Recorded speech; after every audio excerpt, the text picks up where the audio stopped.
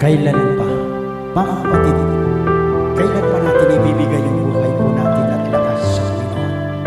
Mga kapatid, hanggat tayo po ay malakas pa, hanggat tayo po ay nakakapaglakad pa, hanggat tayo po ay nakakakita pa, hanggat tayo ay nakakarinig pa, maglingkod na po na tayo sa Panginoon at ibigay natin sa Kanya ang ating buhay sa ating Panginoon.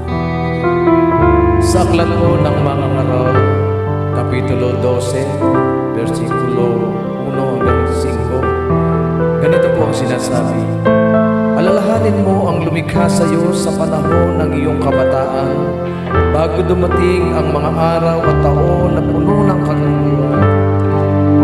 Panahong hindi mo na madama ang tamis ng mabuhay. Alalahanin mo ang Diyos bago magkubli ang sikat ng araw, bago magdilim ang buwan at mga bituin, bago kalambungan ng makapal na madilim na ulap.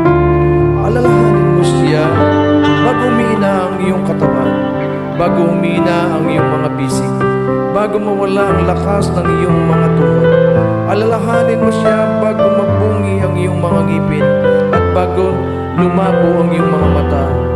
Alalahanin mo nga siya bago ka mawalan ng pandinig, na halos di mo na marinig ang ingay ng gilingan, ang huni ng mga ibon at ang himig ng awitan.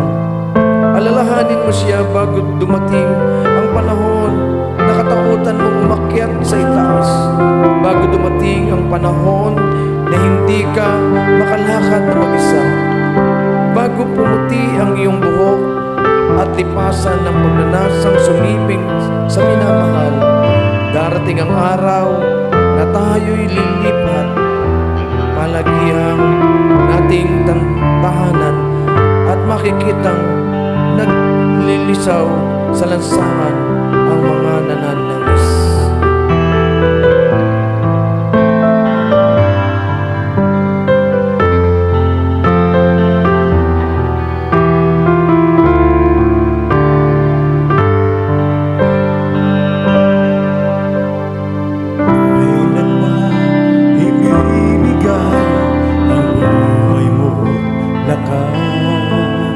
Sa Kanya nagbigay sa'yo ng buhay na wagas. Pangalan niyang banal, kailan itatanyag. Wala ng pagkakataon at huli na ang